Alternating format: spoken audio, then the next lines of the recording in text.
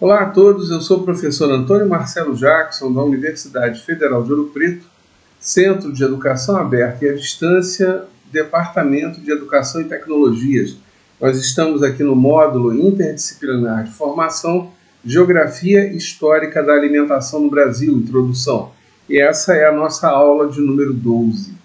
Bom, essa aula vai ser uma aula um pouco diferente em relação a essas últimas, porque nós vamos ter que trabalhar um pouco a questão do tráfico de africanos escravizados para o Brasil, antes mesmo de entrarmos na questão da alimentação. Por que isso é importante? Bom, nós temos, por mais que sejam deficientes as informações, temos dados a respeito do que era a alimentação das sociedades originais do Brasil, notadamente aquilo que os aruaques domesticam e depois é espalhado pelos tupis, né, que é a mandioca do Amazonas até o litoral brasileiro, chegando ao Rio de Janeiro. Os próprios tupis, aí já nomeados guaranis, que vão desenvolver o milho, que vai pegar toda a região centro-sul do Brasil. Temos ainda outros elementos, outros produtos que tinham aqui, o caju, a goiaba, enfim, abacaxi. Agora, quando a gente chega no caso dos africanos escravizados, aí é um problema, porque, primeiro, existe uma discussão tremenda a respeito do papel desses africanos escravizados na culinária brasileira. Você vai encontrar autores que vão dizer que não existiu importância alguma. Eu, particularmente, estou com outro grupo que está dizendo, não, olha, tem sim. Tá? E essa importância, vamos colocar, ela vai por dois caminhos. De um lado, algumas pessoas vão dizer o seguinte, olha, ele não tem importância porque quem é que trouxe esse alimento que era da África para o Brasil? Foram os portugueses, não foram necessariamente os escravos nos navios tumbeiros, os africanos escravizados nos navios tumbeiros. Isso é verdade até um certo ponto. Né? Por quê? Porque, sem dúvida alguma, conforme já tivemos alguns relatos que nós conseguimos resgatar, sem dúvida que uma série de produtos, a começar pelo milho e pela própria farinha de mandioca, eles eram levados nos navios tumbeiros e serviam de alimento para esses africanos escravizados quando eram trazidos, né, à força do continente africano para o Brasil. Ok, né? Depois você tem até o cultivo de mandioca e milho no litoral africano para exercer isso. Agora, você também tem alguns produtos desses africanos escravizados e que eram utilizados, que eram trazidos por eles, não necessariamente por eles, como se o escravo pudesse botar, como disse, não vou aqui citar o nome, mas uma pesquisadora portuguesa, como se o escravo fizesse um farnel, uma sacolinha, vou levar minha merenda. Não, é claro que não é assim, tá? Agora, evidentemente, o que você tem é que uma série de produtos da África, sim, podem ser utilizados, né, na alimentação desses cativos ao longo dessa travessia, que pode durar de 1 a 2 meses, tá? Vai depender do navio, vai depender da correnteza do Atlântico, enfim. Tem uma série de questões que entram em jogo. Então, quer dizer, só que para a gente poder entender, então, essa questão, e lembrar que pelo menos foram 4 grandes grupos africanos que chegaram no Brasil, não vou nem citar os subgrupos, que aí a gente chega ao infinito, mas nesses 4 grandes grupos com fluxos diferentes para regiões diferentes do Brasil. E aí tem uma questão que se coloca, e que nesse momento é que eu faço a apresentação dela, quer dizer, é curioso, o curso está chegando no final e agora que eu vou apresentar os princípios básicos, né? Já tivemos algumas informações a respeito dos fundamentos gerais, né? Nas aulas sobre Câmara Cascudo, sobre Gilberto Freire e Fernando Brodel. Agora temos a questão do trabalho em si, né? E todo pesquisador sabe que o trabalho inicial começa com uma pergunta de partida ou uma pergunta de investigação. Essa é o termo, a expressão técnica, são as expressões técnicas, que são utilizadas para isso. E qual é a pergunta de partida que a gente está trabalhando o tempo inteiro? É a seguinte, aí eu vou ler ipsiléteras para todos vocês. Na medida em que a culinária de uma sociedade é fruto de escolhas culturais, de qual forma é possível identificar os grupos sociais formadores dessa mesma sociedade? Ou seja, eu sei perfeitamente de antemão que a culinária é uma escolha cultural. Em que sentido? O ser humano ele tem na natureza um leque de possibilidades, um conjunto qualquer de frutas, legumes, raízes, cereais, animais que ele poderia buscar alimentação. Né? No entanto, ele utiliza toda essa possibilidade? Não, ele não faz isso. Existem escolhas que são feitas. Ora, na medida em que essas escolhas são feitas, eu não vou entrar na discussão do porquê dessas escolhas, mas o fato é que elas existem. E efetivamente é possível verificar que esse povo ou aquele fez uma escolha X ou Y, enquanto que o outro fez Y ou X. Na aula do Fernando Brodel nós tivemos chance de abordar isso. Quando, por exemplo, Brodel cita o caso do arroz e do trigo, que são dois produtos cuja origem é a Ásia. Né? Ora, apesar de terem origem na Ásia, o asiático, de uma forma geral, utilizou o arroz como base alimentar. Pouco ou de maneira bem insípida, utilizando o trigo, né? Em todos os sentidos. Enquanto que, ao chegar na Europa, é o trigo que é utilizado em larga escala. Quer dizer, apesar de todos os problemas. Por favor, não vamos entrar na discussão aqui, mas efetivamente essa escolha foi feita. Ora, quando a gente olha as sociedades que vão chegar aqui no Brasil, ou que já existiam no Brasil, tá? O que acaba acontecendo? Tecnicamente eu tenho, vamos pensar da maneira mais ingênua possível, eu tenho tupis do litoral do Pará, pensando no mapa atual do Brasil, né? Do litoral do Pará até o Rio de Janeiro e São Paulo, né? E daí para baixo, guaranis. Bom, portugueses chegam, o mesmo português chega no litoral, ainda que existam pequenas diferenças regionais em Portugal, mas Portugal é um país muito reduzido em termos de tamanho. Se vocês quiserem ter uma ideia, seria o equivalente ao quê? A extensão territorial do estado do Rio de Janeiro com uma boa parte do Espírito Santo. Aí a gente tem a extensão territorial inteira de Portugal. Ora, e uma população, quando a gente volta lá em 1500, uma população bem pequena, pensando nesse território imenso que ele vai ter que conquistar e colonizar. Pois bem, quando tratamos disso, né, quando olhamos todas essas questões, em tese, por favor, nove fora, vamos esquecer os africanos escravizados nesse momento. Ora, deveríamos ter o quê? Uma mesma base alimentar em todo o litoral brasileiro. Não vou nem entrar na discussão aqui de formas, mas tecnicamente seria a mesma. Ora, todos eles eram tupis, todos eles eram portugueses. No entanto, já de imediato, não é isso que acontece, né? Mesmo se pensarmos nas relações de Portugal com as sociedades originais, percebemos diferenças aí. Então, será que é o mesmo tupi que tem ali? Será que é o mesmo português que está ali?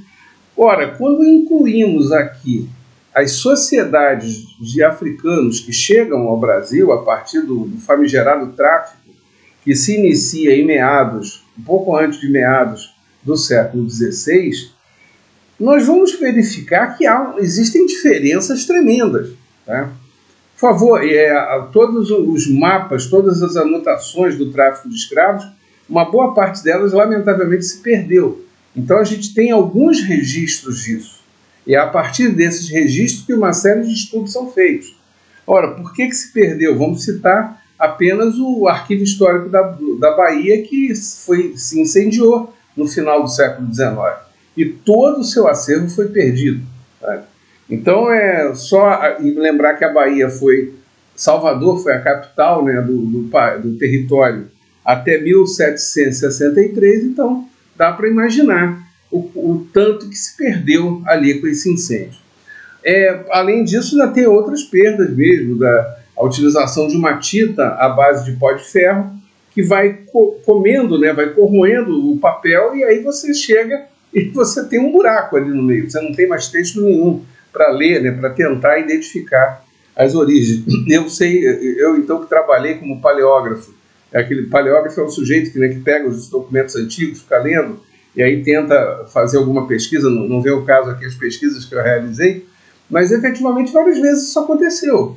Quer dizer, a gente estava lá lendo uma série de documentos, chegava e tinha um buraco na folha, porque a tinta comeu a folha inteira, então você não tem a informação ali, né? Ora, mas se você não tem essas informações de maneira precisa, num primeiro momento, você tem o resultado final, né? E o resultado final coloca que, apesar de termos sociedades tupis ao longo de todo o litoral do Pará até Rio de Janeiro e São Paulo, apesar de termos portugueses, apesar de termos africanos, e apesar de muitos pesquisadores colocarem que o africano não contribui em nada, ok, quando a gente chega no resultado final da alimentação no Brasil, o resultado é o mais diverso possível. Ou, às vezes, encontramos coisas que são comuns de uma maneira curiosa em regiões que tecnicamente não deveria acontecer. Vou dar um exemplo muito banal, sabe? Mas que a gente vai trabalhar isso daqui a 2 videoaulas, tá? Que é o bolinho de feijão fradinho. Acho que merecia uma tese de pós-doutorado no meu caso, né, já que eu tenho já a tese de doutoramento. Que é o seguinte, quando você olha, vou pegar só o exemplo, não vou entrar aprofundar na discussão, mas vou apenas fazer a descrição do que é o bolinho de feijão fradinho. É mais ou menos um consenso de todos os autores e das pessoas que lidam com a culinária, que o bolinho de feijão fradinho nada mais é do que a reprodução do falafel, que é um bolinho de grão de bico que tem sua origem nas sociedades muçulmanas, nas sociedades árabes, né? De uma forma geral, é um bolinho que vem lá do Oriente Médio, então produzido pelos árabes, pelos judeus no Oriente Médio. Ele vai chegar com a expansão árabe por todo o norte da África a todos esses povos e chega na chamada África Ocidental. Pois muito bem, na África Ocidental nós temos ali alguns grupos, né, que são consumidores tradicionais do bolinho do falafel, tá? Pois bem, esses grupos notadamente são os Haussas, que são africanos, são grupos muçulmanos, aí o que a explicação fica facílima, sem grandes dificuldades, e uma parte dos Jeje, dos Fões, né, que vão ser denominados, em boa parte do fluxo de africanos escravizados, como os chamados negro-mina, né? Pelo menos uma parte deles. Tá? E eles têm lá um bolinho, no caso dessa região, que seria mais ou menos ali onde hoje é o Benin, alguma coisa assim, na África, tá? No Golfo da Guiné, onde eu tenho o quê? Tá? Um bolinho chamado acará. Tá? Ora, alguns autores vão até dizer que o acará vai ser a base do nome acarajé. Tá? Aí uma outra história, uma outra conversa. Fica para uma outra aula. Mas, de qualquer maneira, né, quando se chega aqui no Brasil, aonde a gente encontra esse bolinho, tá? O falafel aqui? Bom, o grão de bico só vai chegar no Brasil muito tempo depois, né? Quer dizer, provavelmente lá pelo século XIX, XVIII, alguma coisa assim, nós vamos ter grão de bico aqui no Brasil. Pois bem, se não tem, e aí você tem quais os produtos da terra que podem ser adaptados. Aí é que é interessante, porque você coloca uma situação em que diz, vamos lembrar, que alguns autores dizem, olha, os africanos não contribuíram em nada, porque eles não trouxeram nada. Eu falo, maravilha. Aí quando eu chego no caso do falafel, né, o que acaba acontecendo? Eu encontro ele no recôncavo da Bahia, né, porque vai ser a base do acarajé. Mas só que na falta de grão de bico, o que começam a fazer? Utilizam o feijão fradinho, que é o feijão aqui do Brasil. Ora, a massa de feijão fradinho frita no azeite de dendê é aquilo que as pessoas conhecem como acarajé. Tá? Perfeito, maravilha. Só que esse mesmo bolinho de feijão fradinho, tá, sem ser frito no dendê, ele é encontrado em Minas Gerais, notadamente o norte até o centro de Minas Gerais, e como coisa comum. Tá? Ora, se nós vamos aqui entrar na discussão, por exemplo, e aí eu estou voltando aqui na minha pergunta de partida, quer dizer, se a culinária é uma escolha cultural, sabe? E se essa escolha, olhando com bastante acuidade, essas escolhas culturais, esses resultados, esses produtos que são apresentados ao final, se a gente puder desconstruir isso, o que acaba acontecendo? Eu tenho bolinho de feijão fradinho em todo o território brasileiro? A resposta é não, sabe? Eu vou ter no recôncavo da Bahia em Minas Gerais. Ora, se isso acontece, tá? Então é sinal que tem alguma coisa que permitiu ou que, restringiu, acho que a palavra fica melhor aí, a existência desse tipo de produto nessas regiões. Tá? Que vem lá do recôncavo da Bahia, pode ser, não sei aí, relatos se teria em Pernambuco, mas enfim, pelo menos eu estou pensando na origem. Hoje em dia, a bolinho de feijão fradinho, acarajé, você encontra em qualquer lugar do Brasil. Eu estou pensando em termos originais. Você tem... como é que é possível, então, isso? Por favor, eu não vou entrar na discussão agora aqui, mas eu só estou colocando uma questão a se pensar. Tá? Quer dizer, não é tão simples assim quanto supõe a vã filosofia. Quer dizer, quando a gente olha essa sociedade, o que aconteceu aí? Sabe? Uma outra coisa também que me chama a atenção, sempre me chamou a atenção, é que, por exemplo, o uso da carne de porco, né? Desde o porco, da mesma forma como o boi, a vaca, os caprinos e tal, eles chegam no Brasil lá pelo século XVI, XVII, etc. E no caso do porco, é uma comida muito comum aos portugueses, né? Tem vários pratos, né, que utilizam a carne de porco, notadamente o leitão assado, né? O famoso leitão da bairrada. Isso aí é um prato manjar dos deuses, né? Vamos combinar. É uma coisa... Ou é aquilo que em Minas Gerais chamam de leitão à pururuca, tá? Só para vocês entenderem a relação de uma coisa com a outra. Mas, de qualquer maneira, onde eu quero chegar? Quando você fala no consumo de porco, de carne de porco, você tem esse consumo no Pará, sem grandes problemas, tanto que um prato muito comum lá, que é a maniçoba, é a mistura de uma comida claramente indígena, que é o cozimento da folha da maniva, né? Que a maniva nada mais é do que a mandioca brava, né? Então aí é uma outra história e tal, que a gente já teve chance de citar aqui, inserindo ali carne de porco, né? Então aí você tem a maniçoba. Então no Pará a gente tem consumo de carne de porco. Acho que no Maranhão também tem, não é grandes problemas isso. Na Bahia você tem, Minas Gerais, sem discussão. Agora, quando você chega em Pernambuco, Paraíba, Rio Grande do Norte, tá? Esse consumo é baixíssimo, ou praticamente, tanto que nem entra na discussão e nem aparece em pratos com destaque, notadamente em Pernambuco e Paraíba, tá? de produtos, né, de comidas que tenham a carne de porco como base, tá? Na sua fazedura, digamos assim. Ora, o que acontece então? Se o português é o mesmo, se eu tenho, como é que eu vou dizer, presença do português, se os indígenas não viam problema nenhum com relação a isso, né? Será então que é um tipo de presença específica de africanos que acabou determinando isso, que acabou influenciando esse tipo de comportamento? É uma coisa que a gente tem que começar a pensar, sabe? Quer dizer, porque acaba dando essas diferenças sim, sabe? Não é uma coisa comum. Ninguém come carne de porco em Pernambuco? Não, claro que come, tá?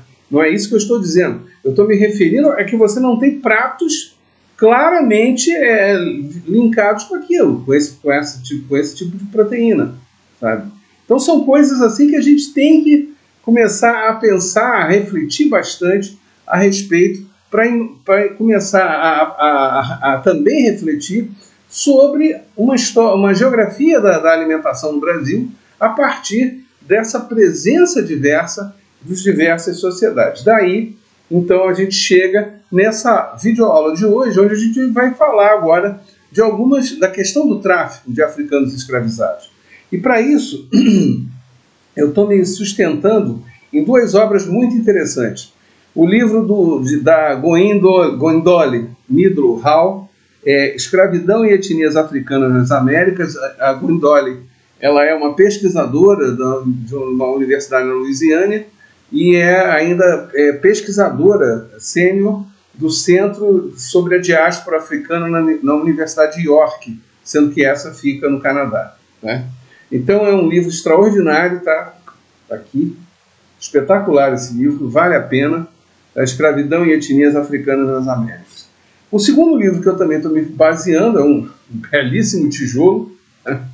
Que é esse aqui do Pierre Verger, Fluxo e Refluxo, do tráfico de escravos entre o Golfo do Benin e a Baía de Todos os Santos, do século XVII ao século XIX. Isso aqui é a tese de doutoramento do Pierre Verger na Sorbonne, e essa é a segunda edição brasileira, que saiu agora, em 2021. Sabe? Desde a década... A tese dele foi defendida em 66, publicada em 68 na França, só foi lançada no Brasil em 88, 89, alguma coisa assim, e essa aqui é a segunda edição dela. Bom, com base nesses fundamentalmente nesses dois livros, eu estou aqui, ainda existem outros que a gente poderia trabalhar, que também, é claro, foram lidos, mas apenas eu não vou citar de forma direta. Vamos lá. Quando a gente pensa no fluxo de africanos para o Brasil, né, quais as coisas que a gente tem que pensar, né?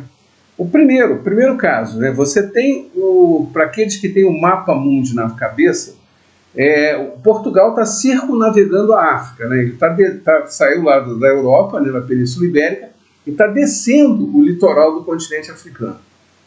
Ora, tem uma coisa que muita gente coloca em discussão, porque é uma dedução.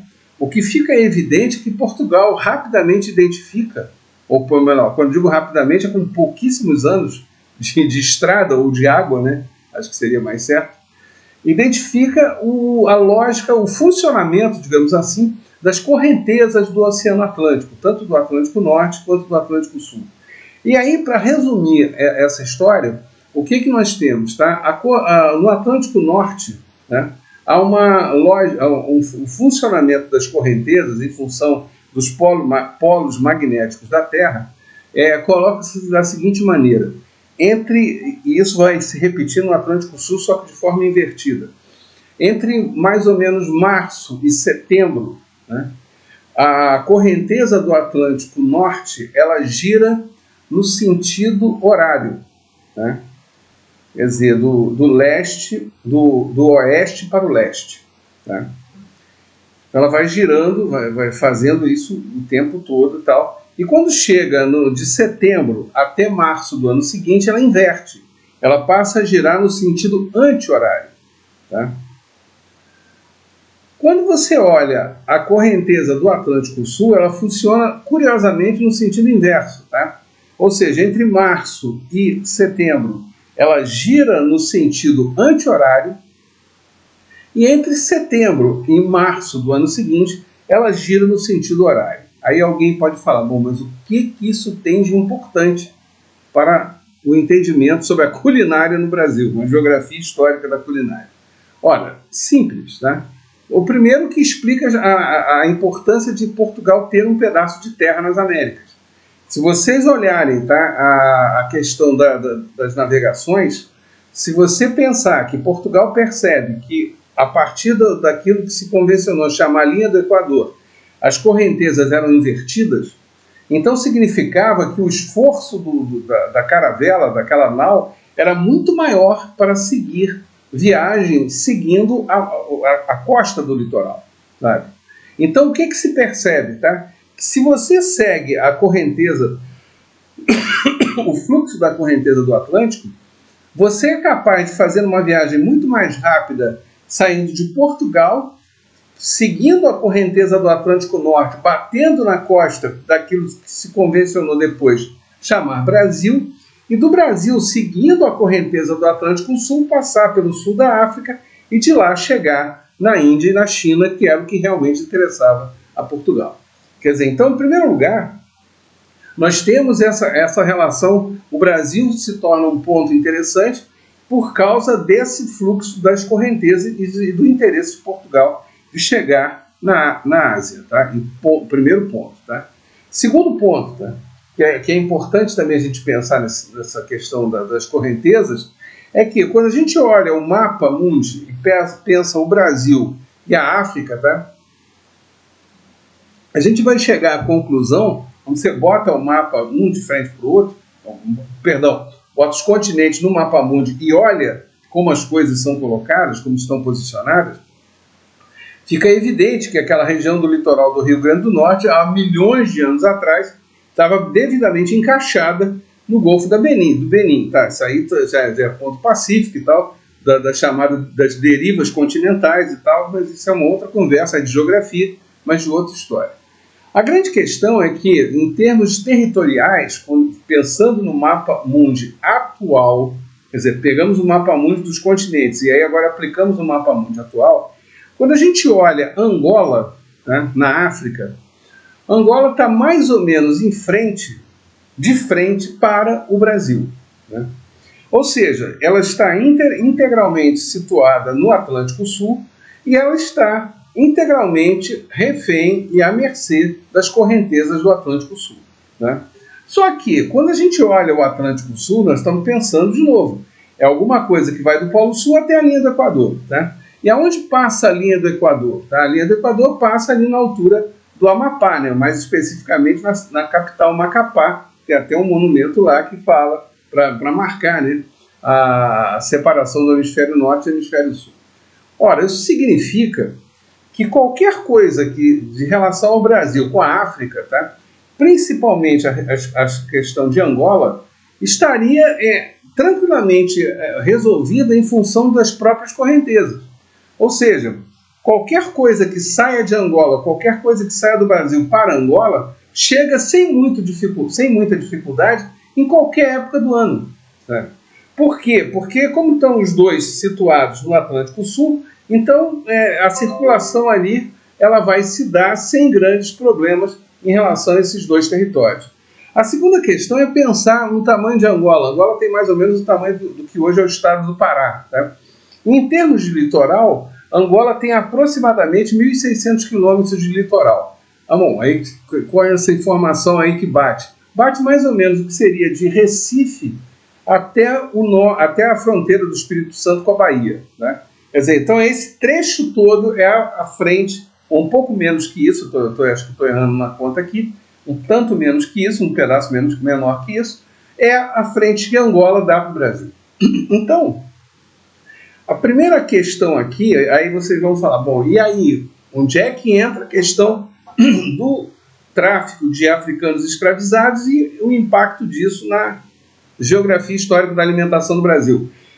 Não à toa, tá, quando se percebe que vale a pena o tráfico de escravos, né, porque era mais lucrativo do que utilizar o braço indígena, porque efetivamente o indígena não tinha anticorpos para suportar as doenças que os portugueses traziam, principalmente também por isso. A mortandade entre os indígenas estava brutal já naquele século XVI. Então o que acontece? Um local que era ideal para o tráfico desse africano escravizado seria Angola, né? Onde você tem, a partir de Angola e do Reino do Congo, que era do lado, tá? Portugal chegaria facilmente ao Maranhão, facilmente ao Recife, a Salvador, ao Rio de Janeiro, tá? Que eram os pontos principais do Brasil nesse momento. Tá? Ora, isso já faz entender que quando Portugal, disse e repito, começa a verificar a importância desse tráfico de escravos e olha para aquela região, a primeira coisa que Portugal faz é entrar no Reino do Congo e começar a fazer uma série de artimanhas que acabou como que em 100 anos destruir o Reino do Congo, tá? Sem que precisasse entrar em guerra. Para isso utilizou de várias artimanhas, inclusive a participação dos jesuítas. Tá? Vale dizer aqui, perdão, jesuítas não, de ordens de jesuítas vão aparecer depois, mas de algumas ordens religiosas que vão entrar por lá e vão contribuir muito para a destruição do Reino do Congo.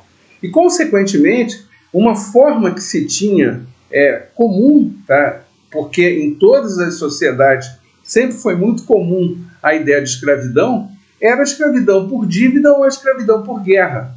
E aí Portugal, mesmo que não tenha entrado em guerra com o Congo, com o Reino do Congo, começou a alimentar guerras do Reino do Congo com outros, e consequentemente, ou de outros com o Reino do Congo.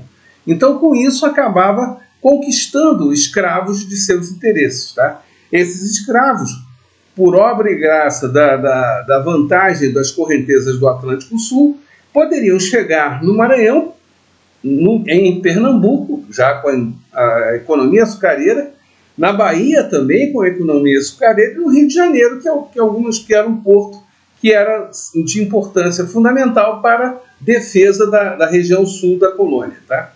Então, quer dizer, todo esse grupo que vai sair do Congo e depois da região que hoje nós chamamos de Angola, são grupos que vão chegar em todo o território desde o século XVI. Esses grupos sociais não são definidos por uma única sociedade, mas em termos linguísticos eles possuem uma unidade, e a unidade linguística a gente denomina de bantus. Né? Então todos ali que saem dessa região de Angola e do Reino do Congo são denominados bantus. Pois bem, esses bantus então, com toda a sua cultura, com todas as suas técnicas, práticas e tal, eles saem dessa região e vão habitar, vão ocupar uma parte qualquer da região do Maranhão, de Pernambuco, Bahia, Rio de Janeiro e, lógico, também, quando eu falo, são os pontos no litoral, até para o interior.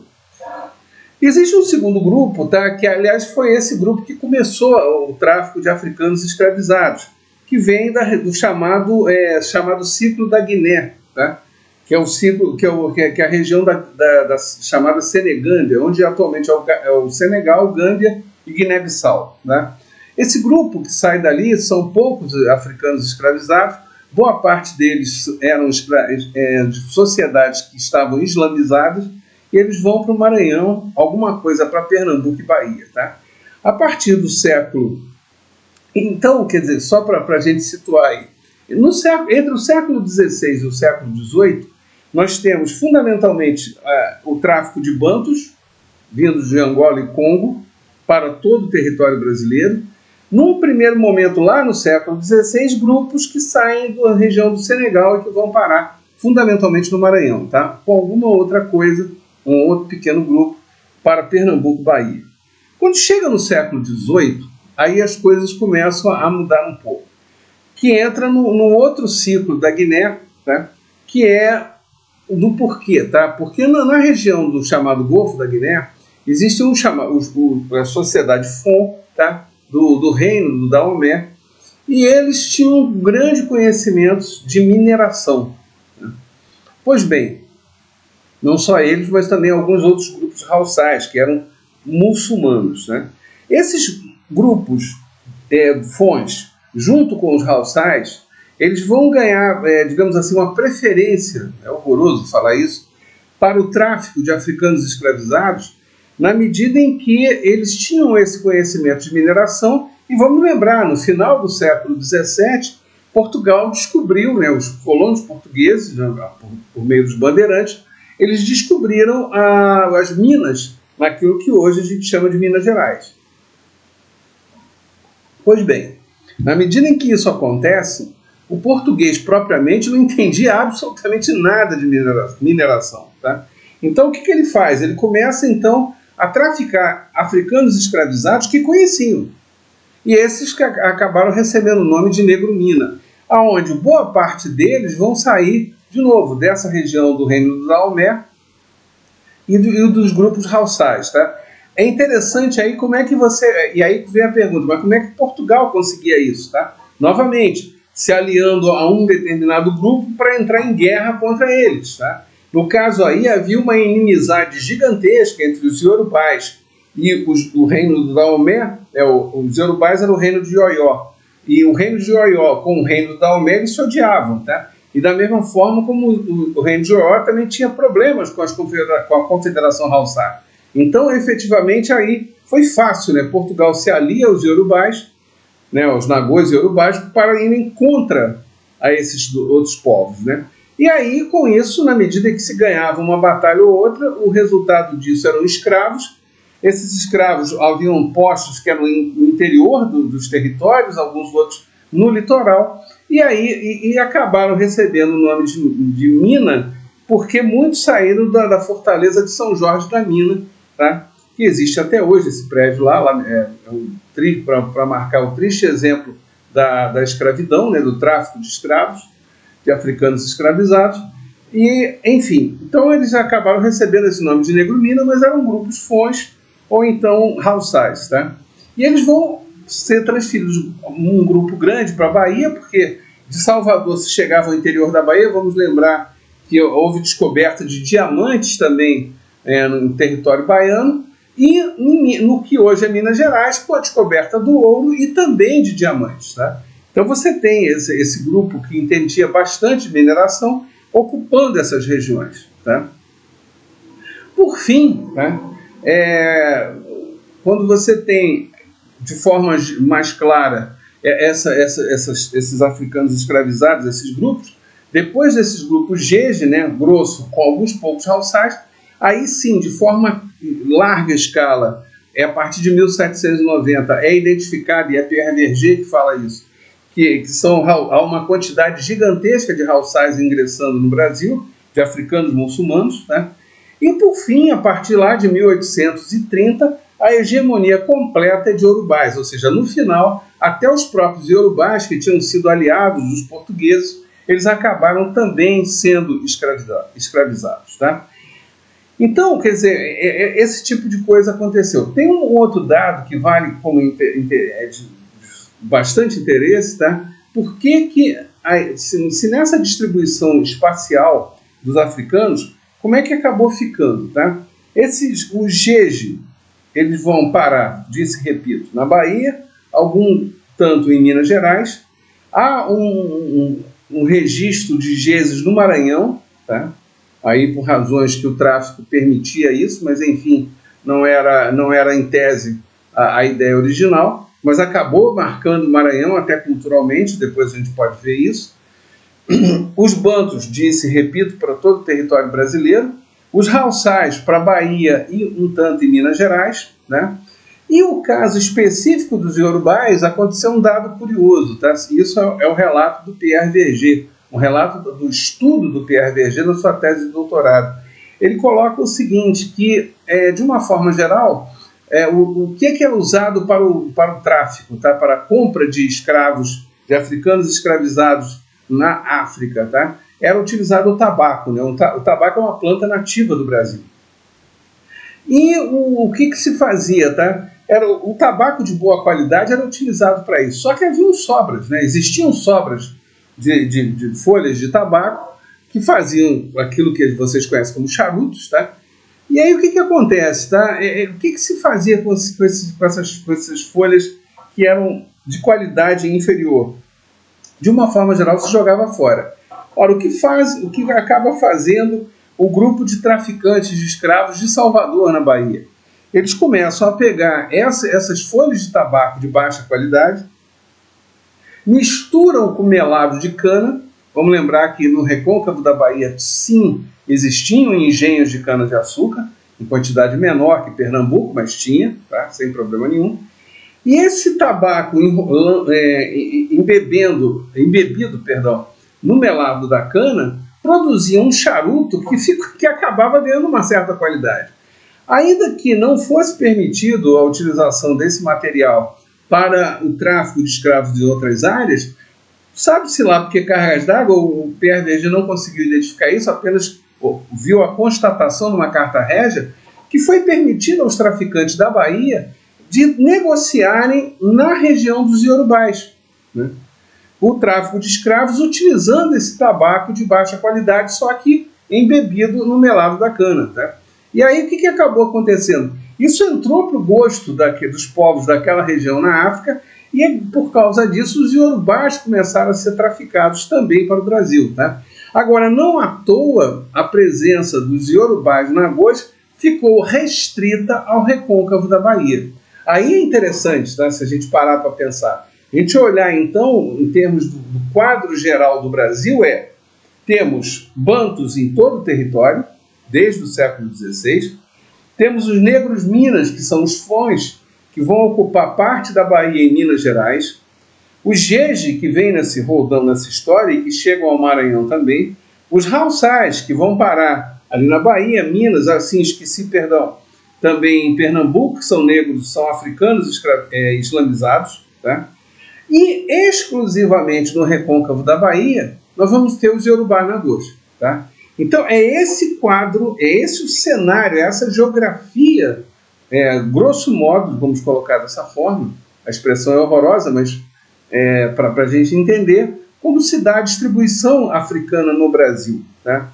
Lembrando que o Brasil, por essa forma, pelo triste e lamentável tráfico de seres humanos escravizados, foi o território, o país no mundo que mais recebeu africanos em toda a história, né? Calcula-se que de 12 milhões de africanos que tenham sido escravizados, de 5 milhões, pelo menos, tenham vindo para o Brasil, sabe? Isso é um dado, quando a gente olha pela questão puramente do tráfico, é uma das coisas mais lamentáveis que se tem notícia. Em termos culturais, é uma das coisas mais extraordinárias, porque criou a sociedade brasileira e contribuiu muito com a soma, junto com as sociedades portuguesas e as sociedades originais, que nós chamamos de sociedades indígenas. Então, quando a gente tem Tupi, Guarani, Aruaque, Gê, português, Banto, Jeje, Hauçá e Iorubá, quando todos esses estão juntos, a gente começa a ter para valer uma sociedade brasileira e, consequentemente, uma culinária brasileira. A gente encerra essa nossa videoaula aqui e na próxima videoaula a gente já começa a entrar em detalhes dessa culinária africana no Brasil. Muito obrigado e até a próxima aula.